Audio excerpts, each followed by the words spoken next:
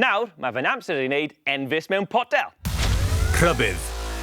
Peidiwch â greu unrhyw beth chi'n gweld ar y raglen yma. Heblaw am hwn. Dyma'r unig beth allwch chi drio adre.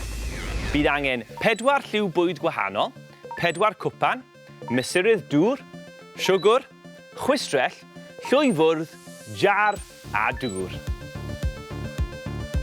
Ychwanegwch 1 llwyed o siwgr i'r gwpan gyntaf, 2 lwyed i'r ail, 2 llwyed i'r drydydd a 4 i'r gwpan ola.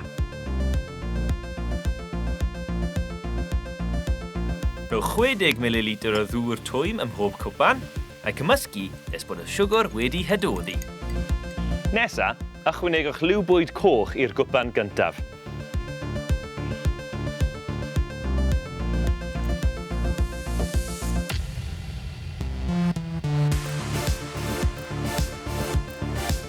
Lliw melyn i'r ail.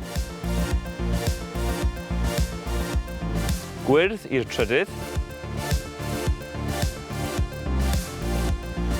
Ac yna glas i'r pedwerydd. Defnyddiwch y chwistrell i roi'r sylwedd glas yn y jar. Wedyn, newch yr un peth ar lliwiau eraill. Gwyrdd nesa, yna melyn, a choch i orffen.